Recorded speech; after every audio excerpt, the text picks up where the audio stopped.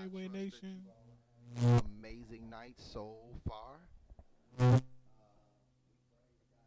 each and every one of you and things of that nature. So yeah, I'm on, and I got to keep my microphone a certain type because it's doing exactly what I didn't want it to do. It's making that noise. But nonetheless, we give God praise for it. We're gonna keep on going and bind the devil in Jesus' name.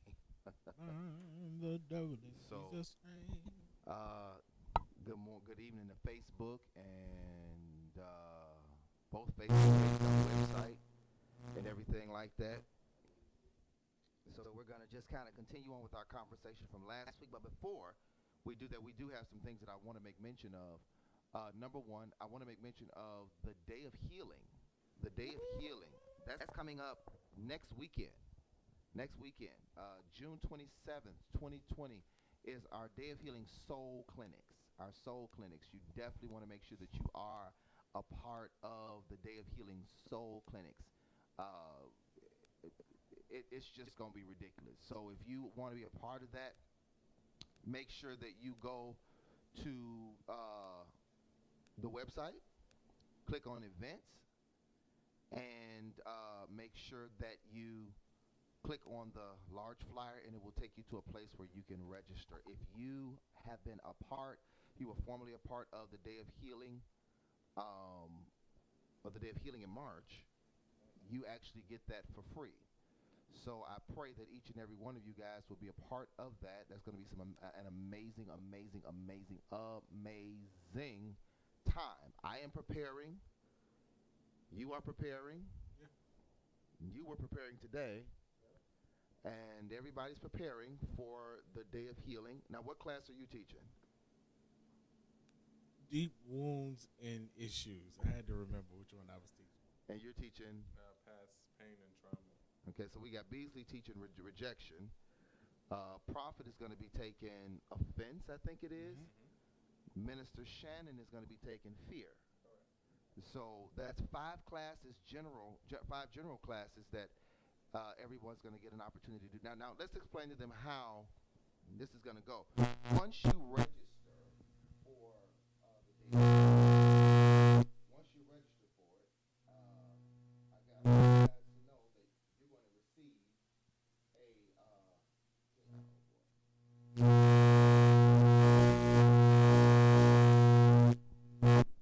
all right, there we go.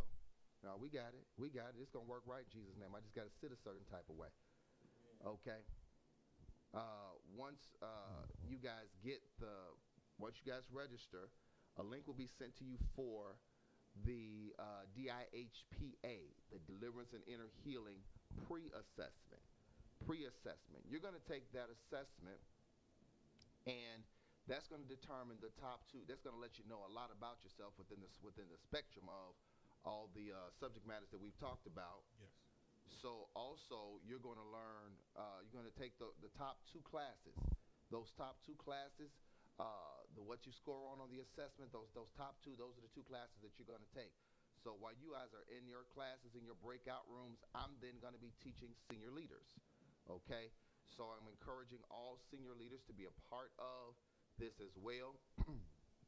If you are a senior leader of a church or of a ministry, I encourage you to be a part of this. I'm going to be dealing with this subject matter, the subject matter of leading and bleeding. I think there's a certain level of expertise I have with this, and more so coming out. This time last Tuesday, I was in a real interesting space. Just just that space of not being able to articulate my pain.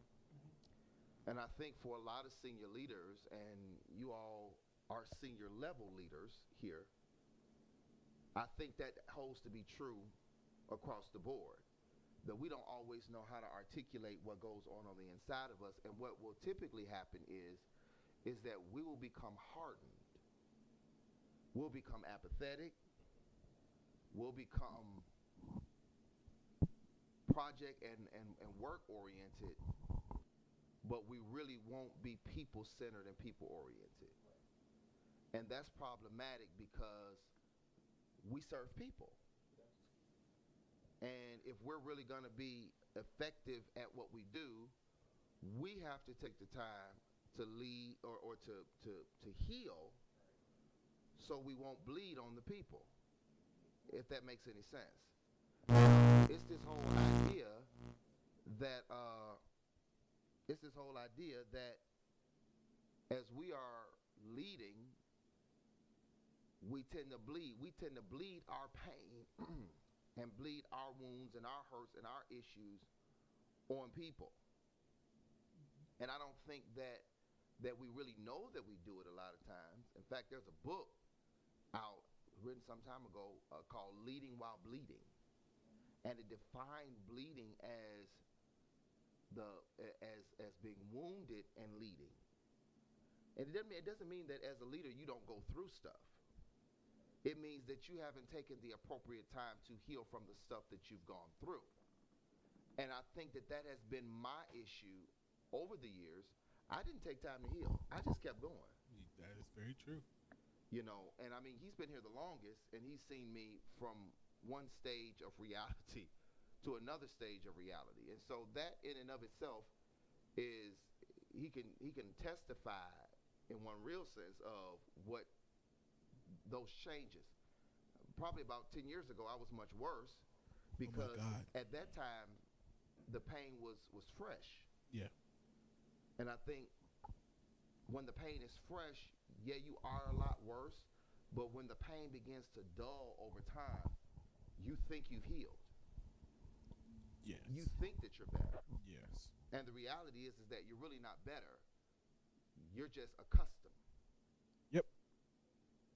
You're really just like, yeah, I'm okay. And we're really not. I really was not okay.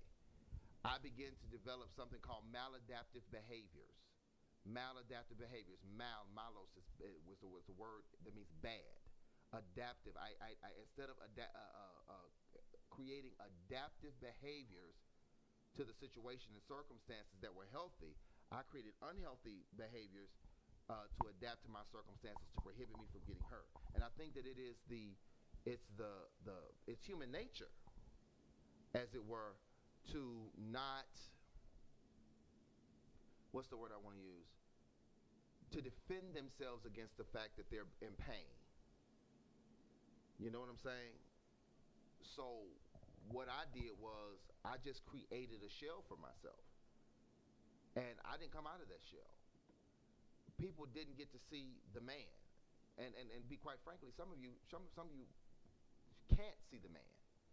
You need to know that the man exists, but you can't see the man lest you become familiar, common with that man and not be able to receive from the anointing. Yeah, like they only need to see this. They can't see you. Some people can't see you on a river walk. Yeah. Some people can't handle that.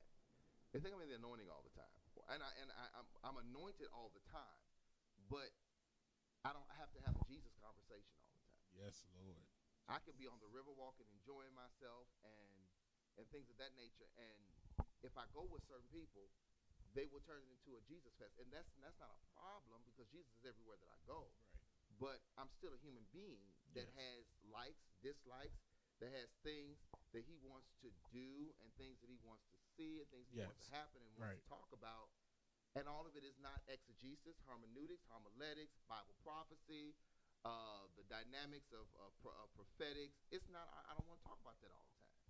And when I'm faced with somebody that always wants to do that, really endeavors to ask, how are you doing? Then that's when I back away from those people, because for me that feels prostitutionary. You know what I'm saying? It just feels like you just want to get something from me, and you're really not concerned for the person. Ooh, how you doing today, Apostle? You know, I was just thinking about the Lord today. What is the next thing you know you prophesying to every Tuesday at 3:30? But they're still not heeding to the words, and nothing's really changing. So they're just like a prophecy, guru junkie at that point. Yeah. So it's becoming cognizant of the fact that you have people, that leaders are people too. I don't think, and when they see, and not just Way Nation, I'm talking about across the board. When people see leaders, they presume, and it's oxymoronic that I have on this T-shirt, that they are superheroes. Yeah. That we never bleed, we never hurt, we never go through nothing. Everything in our lives is peachy keen, and that we always know how to handle every situation or circumstance. And all the time, we don't. There's some things that, I encounter, and I'm like, wait, what? I mean, I look at certain CEOs and even celebrities. Mm-hmm. They ain't always done up every single day. They not always going into the office and they don't always feel well. Yeah. I'm gonna go here. Beyonce, she don't always have on makeup. She don't always, have her hair done. She sometimes it's in a messy ponytail and she want to go to Target. But because she's human, she's a person. So I think just like a celebrity, and not saying that you are up here or celebrities up here, but just like a celebrity, you're human, mm-hmm. and your heart grieves. And that even happened with Jesus. His Yeah. heart grieved. Yeah. He wept. Jesus wept. If you didn't know that, but Jesus wept, and you have to see the human in people. You're not all Bible. You're not all apostle every single minute, every single hour of the day. Because if you were, I wouldn't be around you. Just being honest, because I'd have been like, you know what? I actually have a sense of humor. I don't got the time for this man. Like, apostle, that's a whole nother person. Old man Butler. Old man Butler, I'm gone. That's his name in my phone, y'all. It's been that way for like 3 years now. It's not gonna change. But old man Butler, love him. Love Apostle. But old man Butler, that's a whole nother story.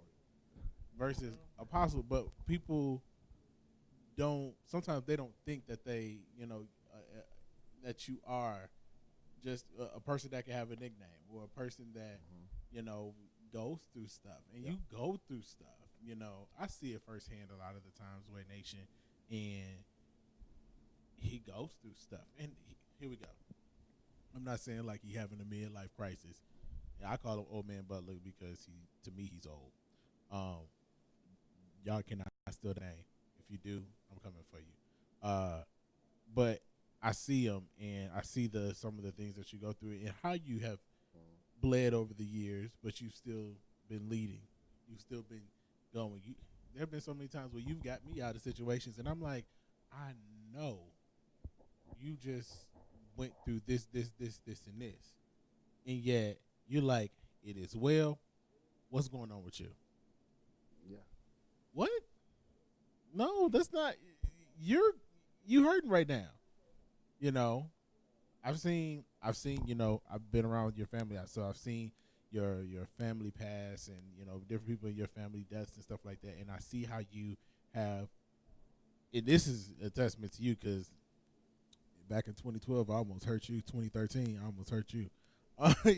Like you, and I make light of it now, but back then I'm like, I wish he would just heal, or I wish he would just get healing. But sometimes, which is weird, you as an apostle, as a pastor, you take people through healing, but sometimes you don't get to heal yourself. Mm-hmm. Mm-hmm. You don't get to heal from those deaths. You don't get to heal from those, those moments of people leaving and, never getting to see again and stuff like that. So sometimes you don't get to heal from that, but yet you're expected to heal other people and do the funeral and do the burial. And it's like, this is my family member too. And still be okay. You can't show no emotion, but you're supposed to make sure that everybody else is okay. And then, I got to preach the funeral, then I got to bury you. And I can't cry. I can't laugh. I can't do nothing. I got to be apostle. That's how it was to my Aunt Feenie passed. She passed August 1st, 2012. Yeah, that's why I said I was gonna fight you. And if anybody knows me, they know that my Aunt Feenie that was my girl. And probably about 4 years earlier than that, the Lord had spoke to me. He said, "Prepare your heart. Your aunt's gonna make her transition." I said, "Wait, what? Huh? What?" I was, huh? And so, and that's a testament to the fact that sometimes prophetic words are given to you for you to prepare your Yes. heart a long time before they happen. And so I'm navigating through this 4 years, and she didn't get cancer or anything like that. It wasn't a decline. She began to get dementia. Okay. To the point where, she could no longer do some things for herself.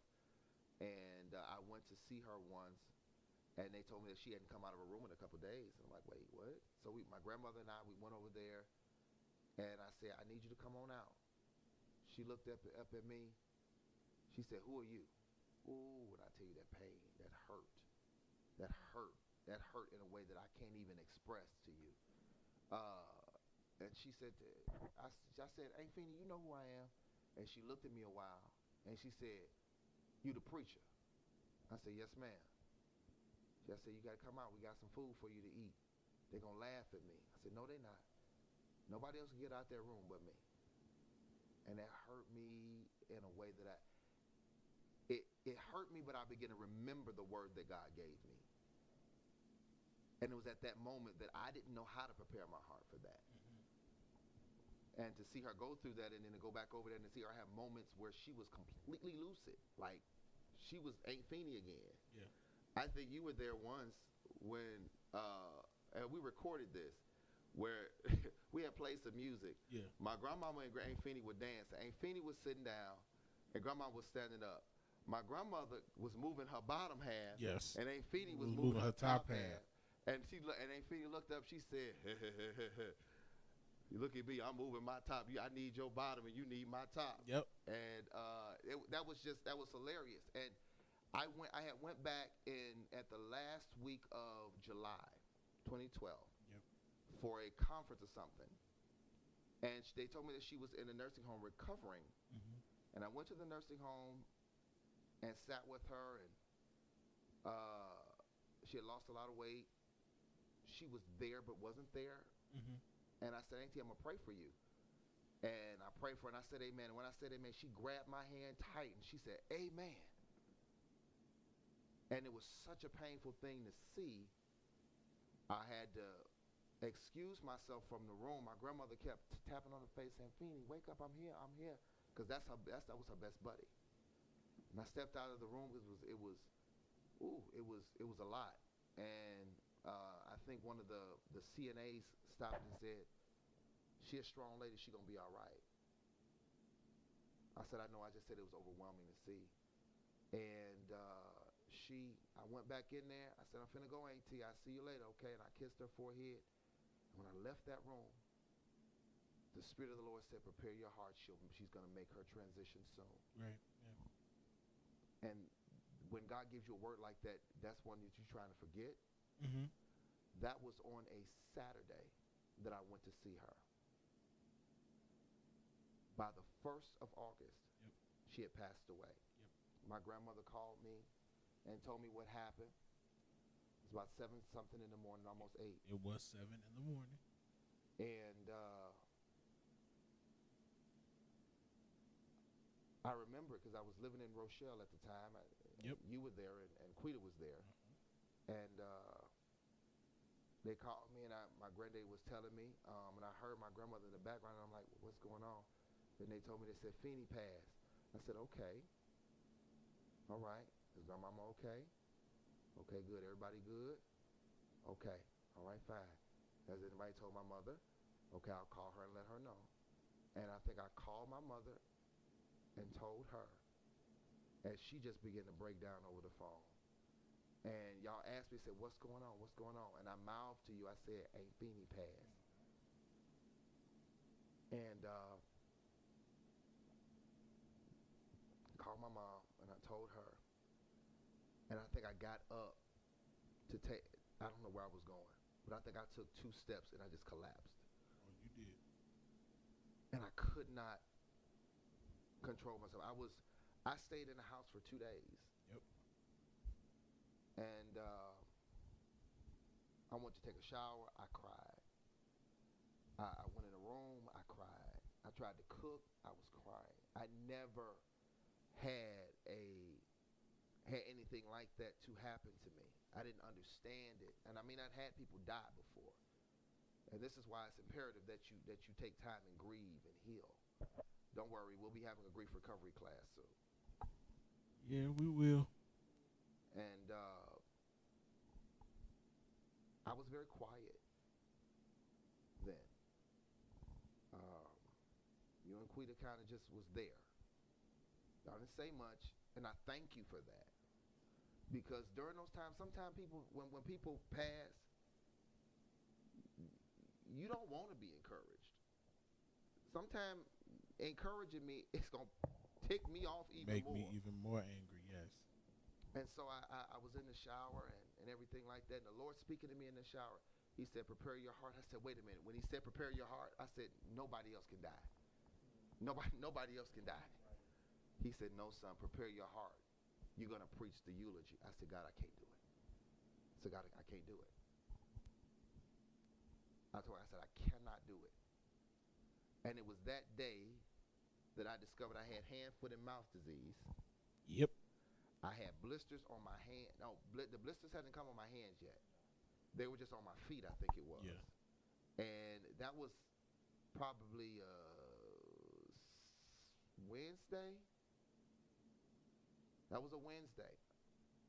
I had church Sunday. I went to the immediate care. And I remember this. This is healing for me right now. I remember this like it was yesterday.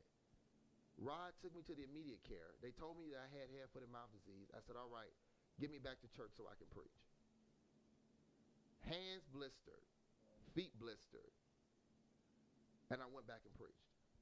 And it was that Tuesday, that Tuesday. Yep, it was a Tuesday. That her funeral was scheduled for.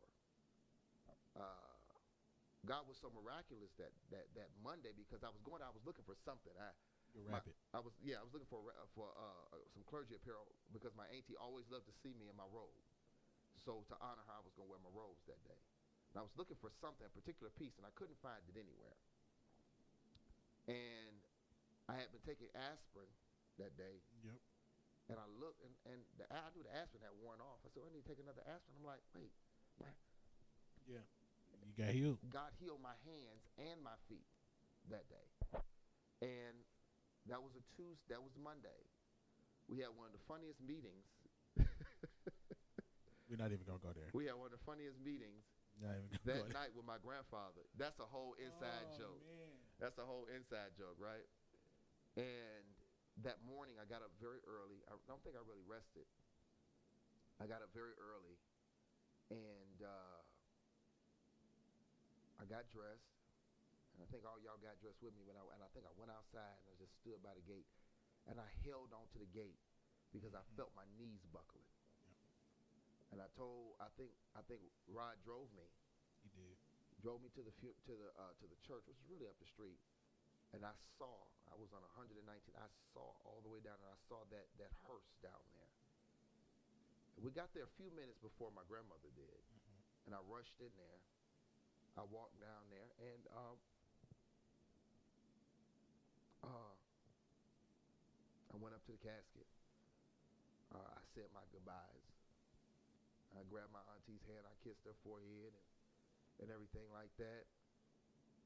And I remember getting weak.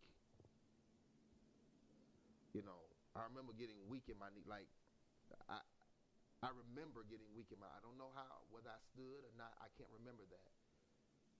But as soon as I saw my grandmother and other people come in, I said, "There's a job to be done," and I turned it off. That's where that mantra came from. That's where that mantra came from. That's the worst thing I could have ever done for myself, because probably a year later, mm-hmm. I went into a deep depression around the same time that she passed because I had not dealt with it. Yes. And it was at that moment then that I realized that I didn't know how to handle death well, especially close deaths. I didn't know how to handle those. Those are difficult for me. Mhm. And it's not to say all death isn't difficult, but those are difficult for me. People that I found were close to me, that was very difficult. And I remember my aunt called me. She said, "I want you to preach at Auntie's funeral." Whew. Prophecy fulfilled. But according to people, they said that was the best message I've ever preached in my life. It was, y'all. This man, I ain't never in my life, see you preach like that. It was the hardest sermon I've ever done.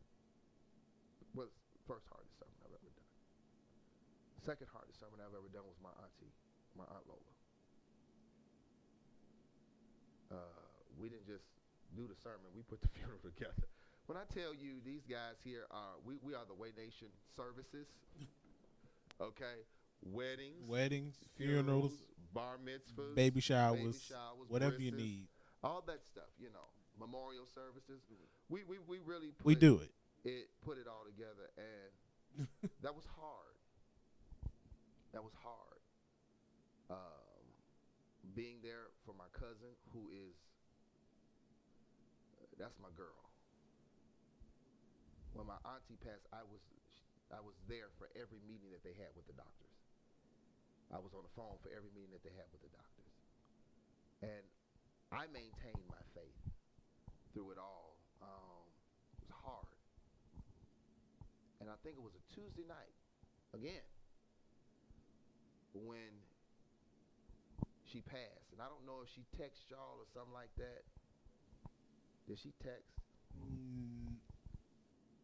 I think she did. She texted or called, one of them.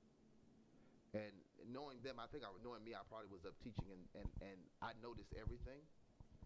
And so if you ever see me looking to the left or to the right, it's probably because I'm noticing something. But I noticed that they had called. I think she had called Cookie, Prophetess Pollard, because they're good friends. And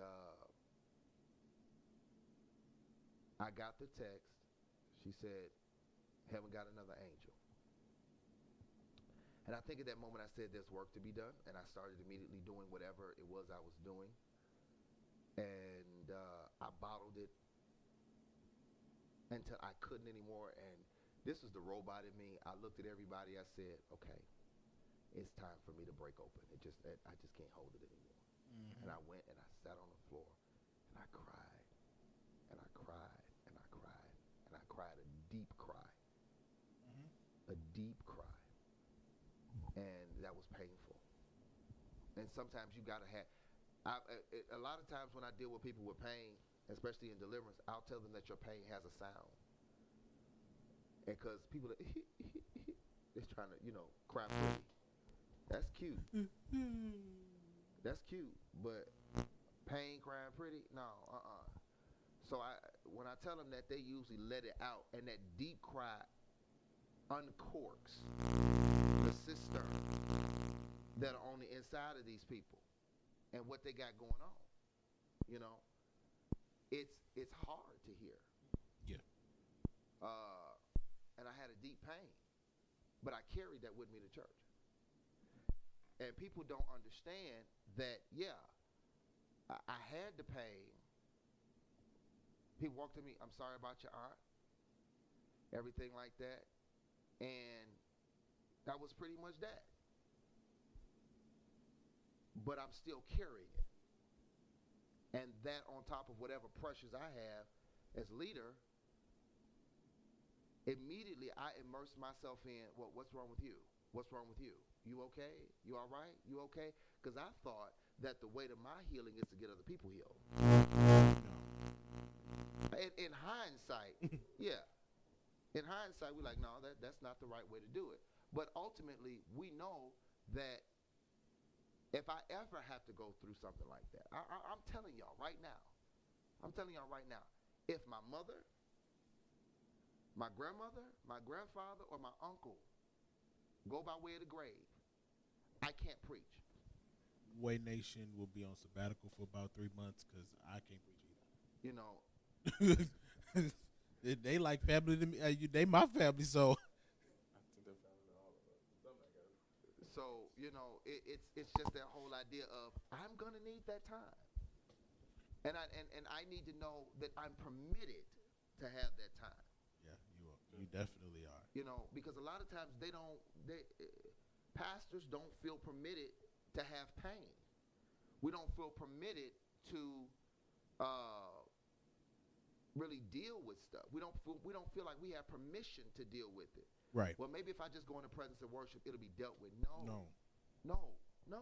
You need grief. You need grief recovery. You need your time to grieve, just like every member of this house. Yeah. You know, I remember Aunt Feeney's funeral. You know, you were getting ready to go back home and do, Yeah, I was. and all of us Right were after the looking funeral. right after the funeral, and all of us was looking at you like, you need to cancel this. You like, no. I'm not gonna cancel it because I got to do this. There's still a job to be done. My church needs this. My church needs that. And we were all like, we don't need this right now. You need healing. Yeah. You know,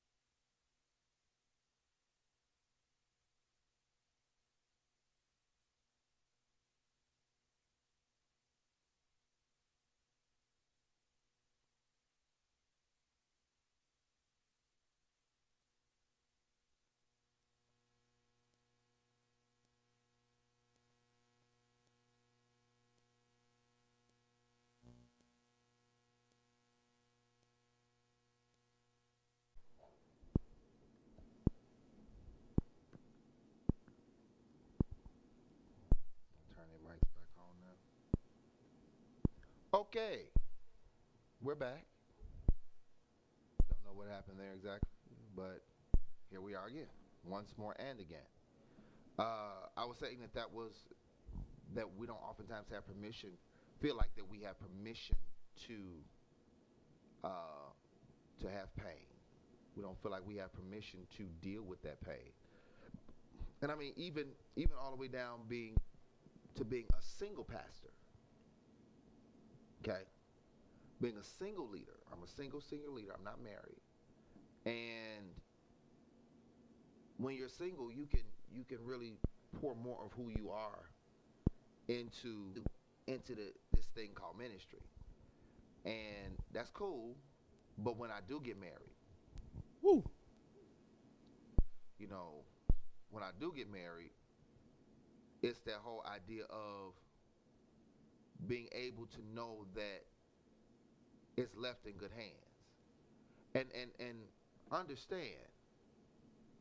I'm not saying that my elders are incompetent, but how many of y'all leave your babies with somebody and don't be thinking about what's going on with them? You know, that's just what it is. And so when I get married, that's a pressure. It's not a pain. It's a pressure. That's a pressure. And that pressure says, okay, I'm going to have, that's the pressure to let go. Let go. That's the pressure to let go. And the pressure to let go sometimes is very difficult. It's going to force me, a person like me who's used to sitting at the reins, to trust the people that I've trained to be able to do what they're assigned to do.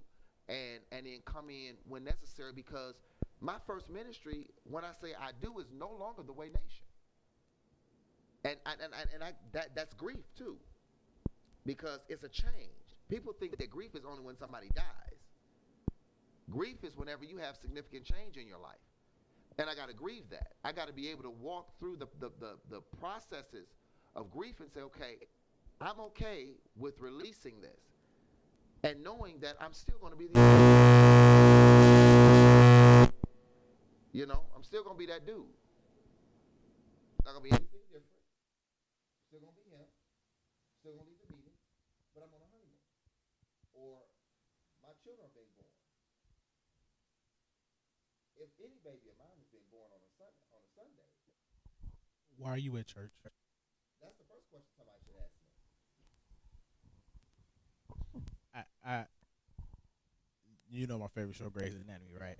So Christina Yang, she's a surgeon, and on her wedding day, she's like, I gotta cut, because she was so nervous. You can't do that. You can't preach to nobody on your wedding day. You can't preach to nobody when your children are born. You can't preach to nobody because, like you say, you are now, the Way Nation comes second. Yeah. They become Or my sometimes first ministry. third. Yeah. Fourth, Yeah. fifth, you know. Yeah. Depending, because you are now, and not just the apostle of this house. Yeah. Yeah. And my priesthood to my home comes first. Yeah. It comes first. Yes, it does.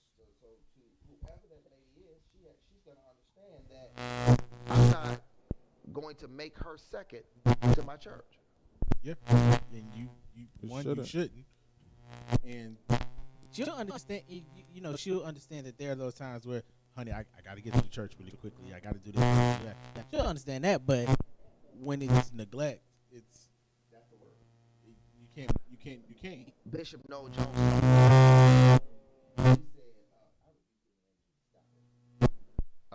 Bishop Noel Jones talked about that. He talked about his divorce. He talked about how his wife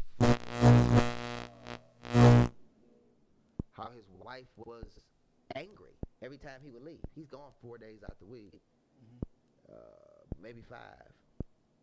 And he was talking about how he would go and call her to pick him up. He said, I had bought this woman a Mercedes-Benz, a 500 SEL, and she was late picking me up from the airport. But he said the thought process behind it is he's just going to leave again, so it doesn't matter what time I got there. So I'll never put my wife through that. I'll never put my children through that. I want to be that father that's at their games and things of that nature. Now, I know I have responsibilities as well. You know, if they have a game every Tuesday, then okay, I'm not gonna be at every game. You're not gonna be at every game. You're gonna be at some, but I'm not gonna be at every. some. You know, my son now is 22. Okay, and as many football games as I could have been at, I was there. He told me something once. He said, I turn around and look back in the stands to see if you're there. That warmed me in a way that you can't even imagine. Okay, and so that's a pressure for me. Mm-hmm. Everything ain't pain. Some stuff is pressure. Some stuff is the pressure to preach good. You know, did I do good this week? How was it? My first question after I'm done, after we've dismissed and we're all together, is what? How was the word? How was the word? You know, I wanna get a critique, but I do that for another set of reasons. The reason I do that is because I need to have somebody else's word that I trust combating the word that's in my own head, saying I did horrible. That makes sense. So that's another reason why that's done. So there's the pressure to preach. There's the pressure to perform and to do what you're asked to do. You know, you have 7 or 8 requests throughout the week. Can you come here and pray for this? What about this? I got this going on. I got that going on. Not to mention what you got in your own life. Not to mention what you got in your family. You have all of this stuff, and so you're tripping now. You know, you really are. And you're wondering, like, God, why so much pressure? It's a part of the job. My shoulders have been made for it. But if I never release the pressure from the previous time, I won't be able to be okay with carrying the next load. You know, and so as a senior leader, for me, pressure is worse than pain. Because I know pain gonna leave. Yeah. But the pressures of a pastor are continual. Okay, the pressures of the pastor are continual. I'm the senior shepherd of this house. It's continual. I'm always thinking. I'm always considering. I'm always wondering. I'm always fighting in my own mind. You know, because the pressures are great. And it's one thing to learn how to deal with pain, but it's another thing to learn how to deal with pressure. And when you learn how to deal with pressure, what that means is that you learn how to not just be okay, but to know when to pick it up, how long to pick it up, and when to put it down. The Lord was talking to me, this morning or yesterday? Yesterday, I think it was. He was saying to me that August is a reset for me. He said, take a true sabbatical.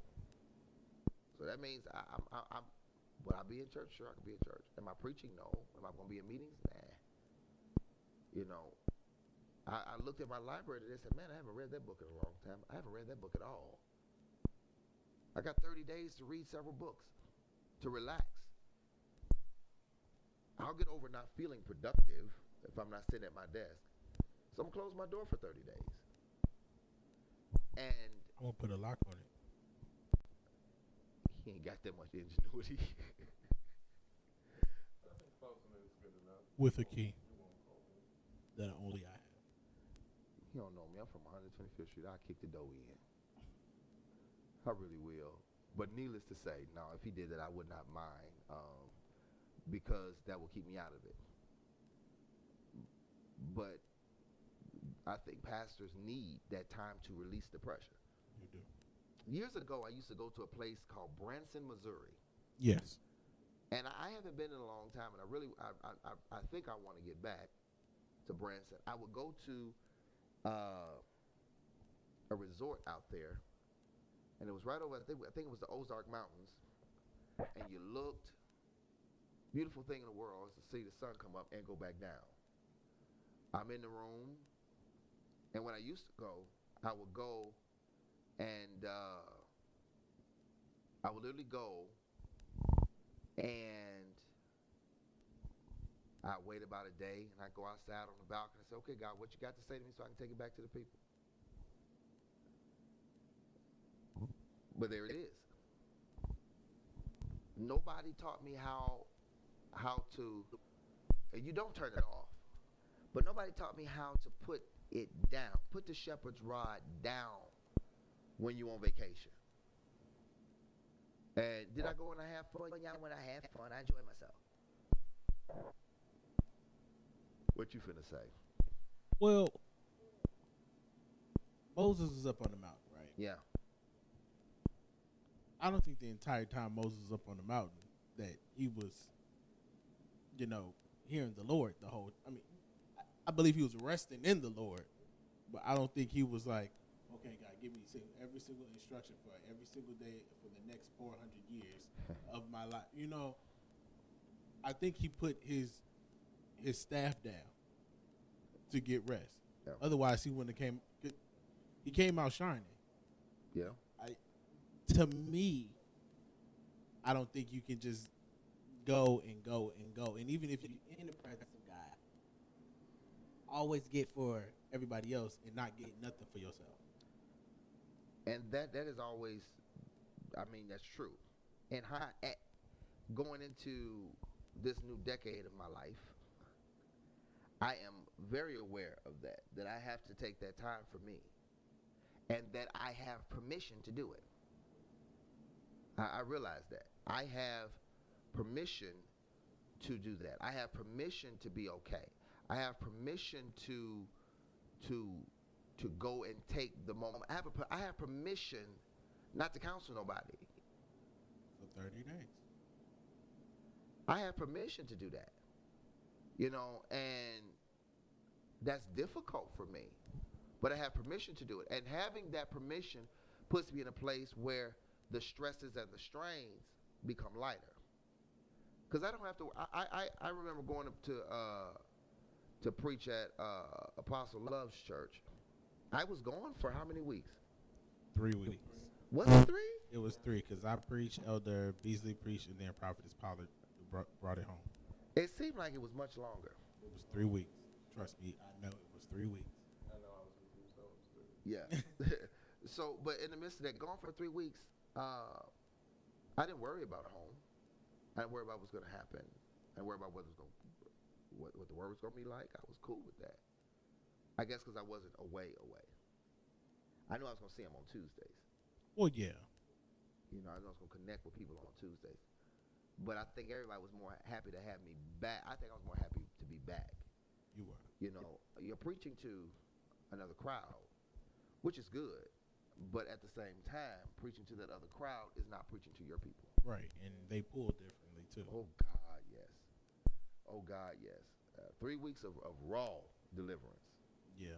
Raw. Y'all didn't get the delivery. Raw. The last week was real. Raw. It was raw. The second week, raw and real.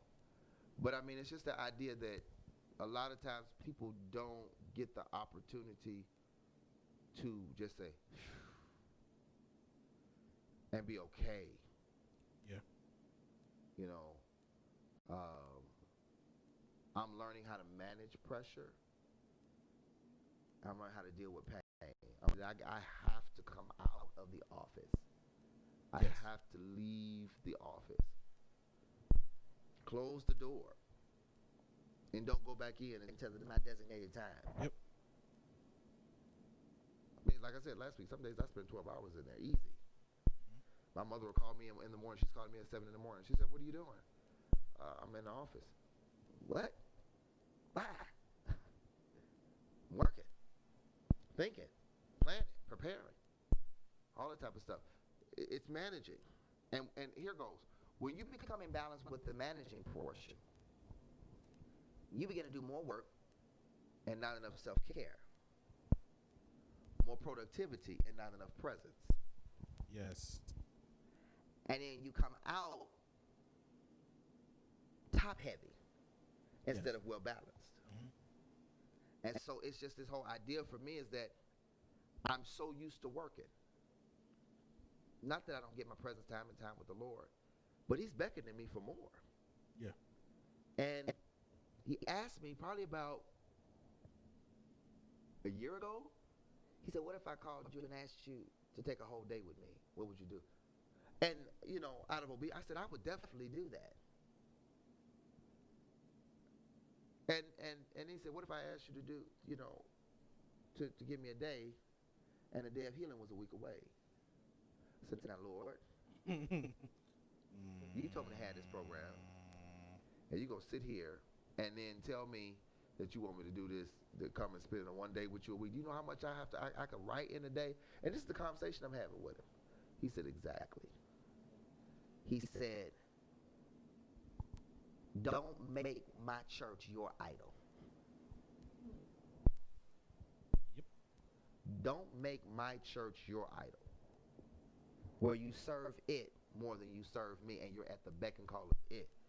He reminded me that as an apostle, I'm a thronal agent.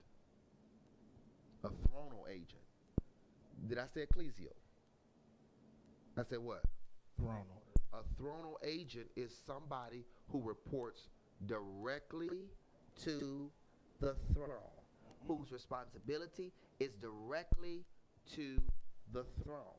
Yep. And I don't, and I'm learning that when Abba says, come out of that office and come spend time with me, or come from behind the desk, come spend time with me.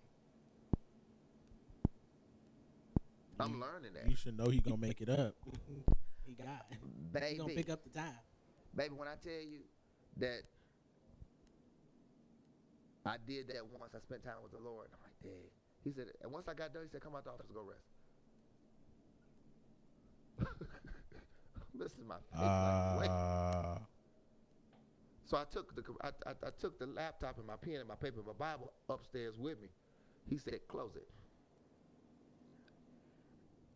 I rested for the rest of the day. He woke me up early that morning talking to me about day of healing stuff.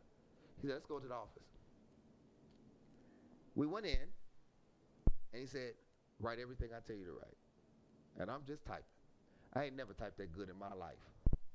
No mistakes. No. Grammar was good. Syntax. You know, everything was good. And punctuation? And punctuation. Oh, my Lord. That's the Lord doing something for real. Marvelous in our eyes. So I did that, and he said, see how much more productive you can be when you take out of my presence what you've received while you were in it, instead of trying to pull out of the spirit realm what it is that you need. Yes, we can go there as spirit beings. We can go there. We can engage. When you spend time with him, he is the Ancient of Days. There is, all wisdom is in him. All information is in him. Good. It's reminds me of something. Good. You know, and so I can take a day and say, all right, you want me in here in your presence? All right, here I come. And let me explain to you what presence is like for me. It's not always I'm laying on my face crying somewhere. Sometimes it's God says, I want to have a conversation with you all day long. It's like texting back and forth or being on FaceTime for like 12 hours. Yeah. And I'm tripping because it's like, man, that's all he wants. And so sometimes I'm walking through the house and the guys are here, and I'll be having a conversation. And that's exactly how he looks. Are you talking to me? No. No. And I just keep on talking. Keep on going. He wants to have a conversation. And there are those weeks where God is silent and only says when he wants, speaks when he wants to. There are those weeks that he's very talkative. It ain't like God is bipolar or anything, but sometimes he gives you a week to get the instruction down that he's giving you. Yeah. And whenever God is talking, you should be recording it some kind of way. Some kind of way. Because you're not going to retain everything that he's telling you. No, you're not. So, yeah. So that's so critical. many notes. That's critical. I'm going to give you one of these big things like he got. So I can walk around with it and just write. So he got that pencil with it and everything like that. And I'm be able to write with it and stuff. Write down what he says. I write faster than I type. But that's the idea. So just within all of that, taking that time in His presence, because yes, time in His presence, you will heal, but it's not just about osmosis. No. You're going in there with this express purpose to deal, and to deal literally means to confront.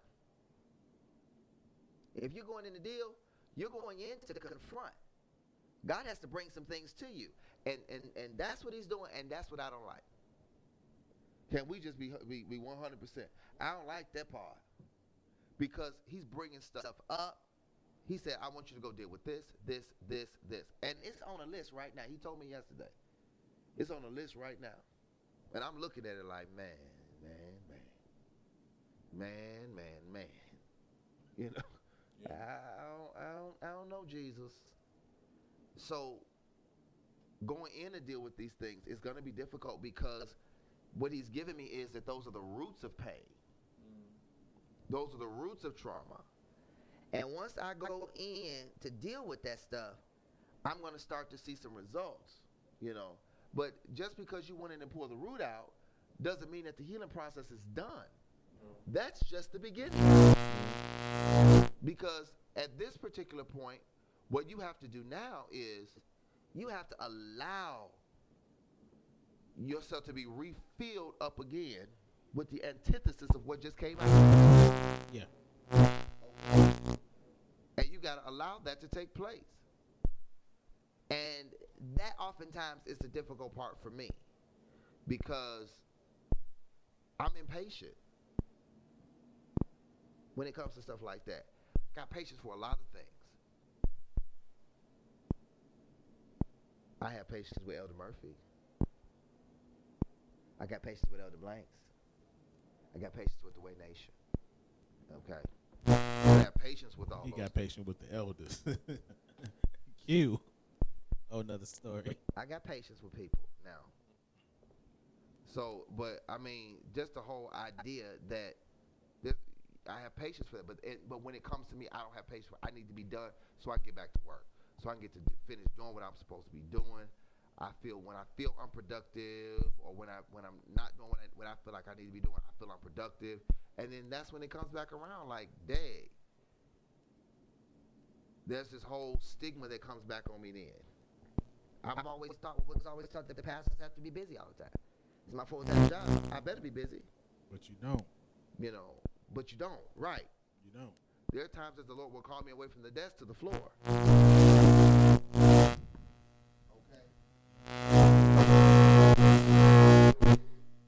And so, but just in the midst of that, sometimes it's very difficult. And I mean, this week we're taking communion, and I'm done, and I told him that I said, I feel much better than I did yesterday. You know, but it's after some realization. You know, it was after some realization. I had my 6 o'clock in the morning time with you.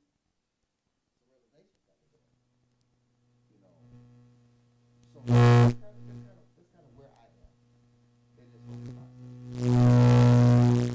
I'm not going to do part 3. I think I've been transparent enough. If you don't think so, Have you? I've been transparent enough. I'm just not going to do it. Go to part 3. Fair. Amen. That's what we're going to do. We are. Yeah. Okay. Unless the Lord has some other plan for me. That's what I plan to do. It's been helpful. I want to kill this mic really bad.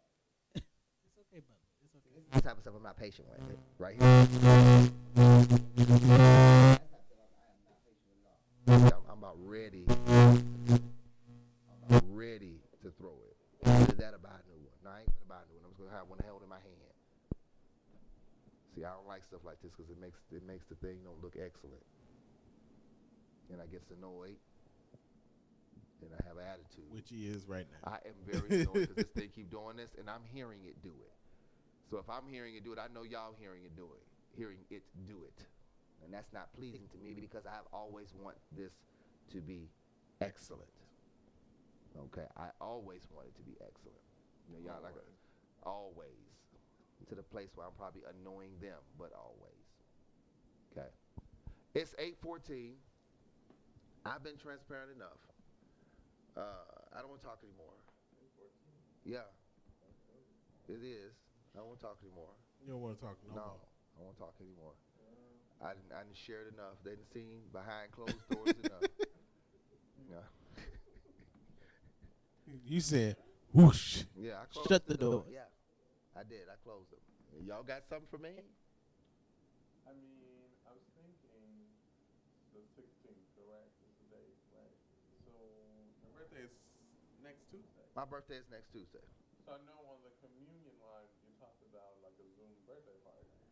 Yeah, I did. I did. So would that be during the time of Bible study? I don't- Do like I don't- a Zoom We'll plan it. birthday. I don't. I have no clue. Y'all say it's on record. I have no clue what that's gonna look like, and Elder Murphy says he's gonna plan it. Okay. See my face. He had no touch. He had the idea. I'm just hijacking it at this point. I don't know what that's gonna look like. I've never done that before. No one has. I have. Yeah, I've never done that before. I don't know what that's gonna look like. How that's gonna come to fruition, but it will, and you'll have an invitation to it. So everybody that's at the Way Nation, everybody So like gets open an invitation. invitation. And here we go. Invitation. You get an invitation. You get an invitation. He's not going to minister to y'all No. at all. Any prophecy, it's him. Prophesy to him. Hear the Lord for him for one. Amen. Elder Blake. Amen. Yes, hit the Lord for him. He heard the Lord for all of y'all. See that day, it's this guy right here. Nobody else. The word of the Lord says. I don't have nothing right now. Oh, but we look like, No, I don't have nothing right now. He's always talking. So yeah, I don't. They've already hijacked next week, so I'm just gonna be obedient and go with it because typically I've been to gave them that look, and they know don't mess with me. They understand what that means. Okay, so there'll be a party There'll be something on next week on Tuesday. on Tuesday. Apostle's birthday. He's turning 40. You only turn 40 once. Yes. He can do it again next year, but you only turn 40 once, you know. Yeah. So I'll say this. I'm glad you became transparent. I believe that this was the doings of the Lord, and the dealings of the Lord for you, with you. I'm just excited that, you know, you are turning 40, you're going into another decade. And was I around when you was 30? I was just coming around. I was just coming around. So I wasn't here for your 30th birthday, but I was here and I've seen the progression of the healing that you've gotten. And because I remember this used to come around every year. And I'm like, why is this coming around every year? I mean, I love this man. You know, I want to do for him, just like he does for me on my birthday. I want to do for him on his birthday. And sometimes it'd be like, no, get away from me. And I'm like, when is your birthday?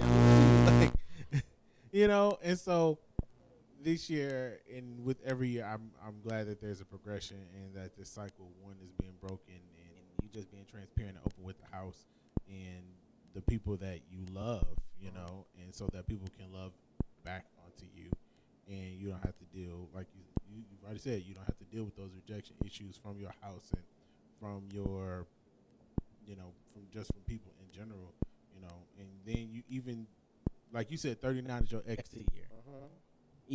So you're exiting, and you just so happen to bring people along with you. Yeah. You know, it's not like, oh, I'm Bringing you, I'm healing you all, and then I'm gonna get healed.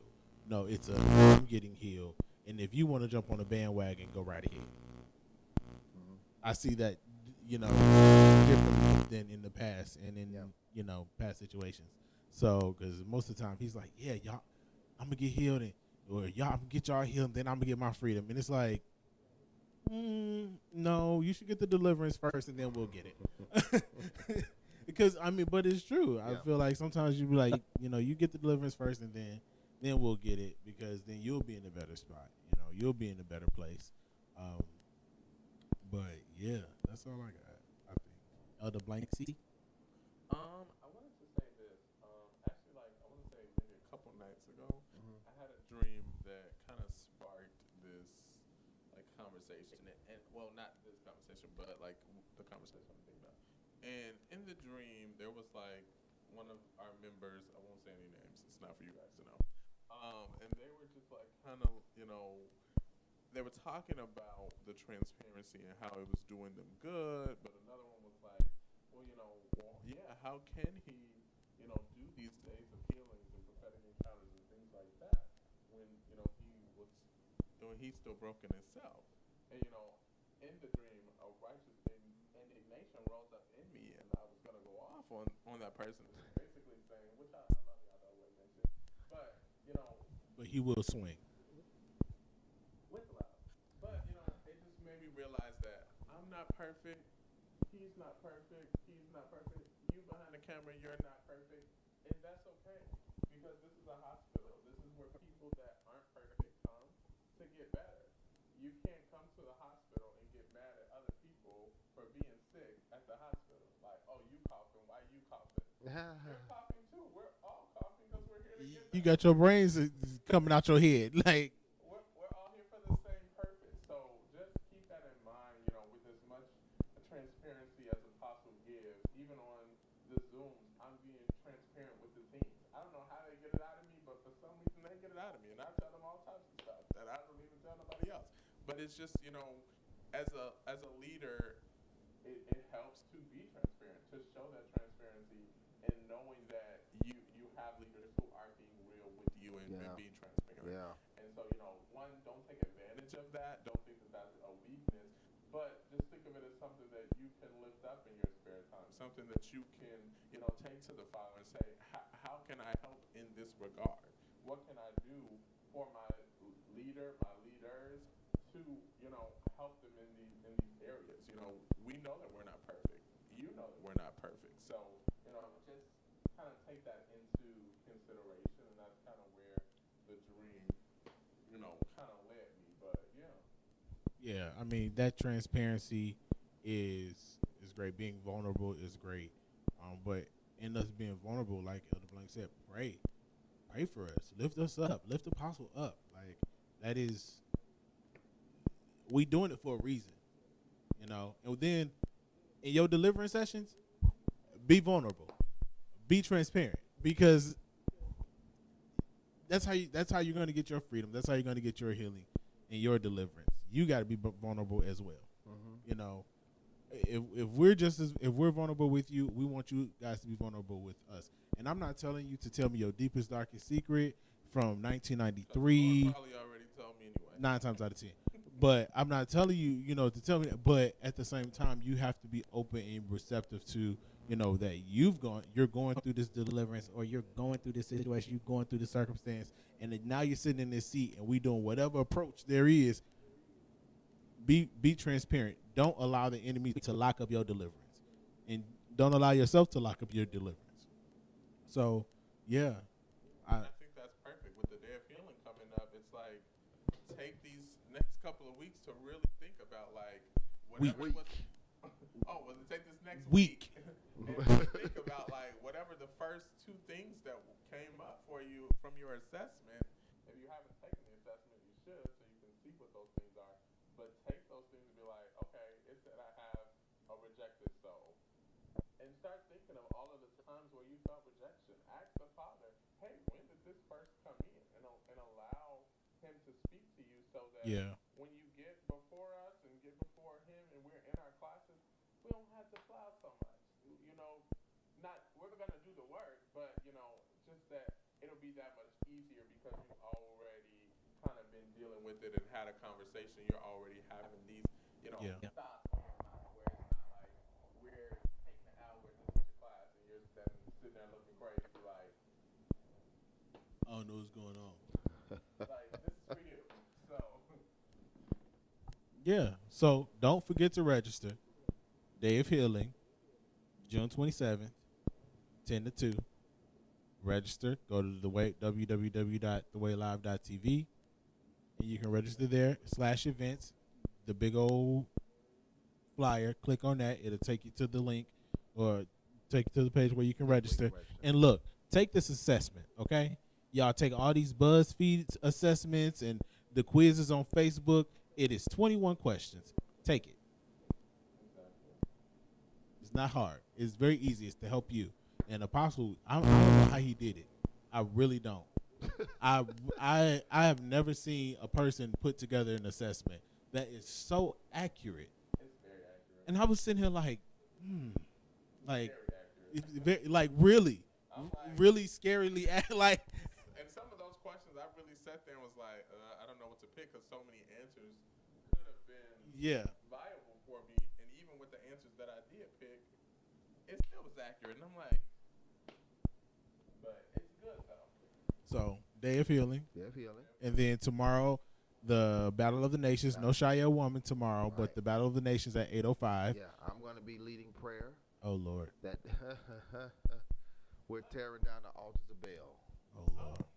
Yeah, I told Minister Hancock I was taking over that day, and I told her that I said don't put me on no more after that. I'm going on sabbatical and I got the prophetic conference shortly thereafter, so that's my focus is got to be. But needless to say, I'm taking over prayer on tomorrow.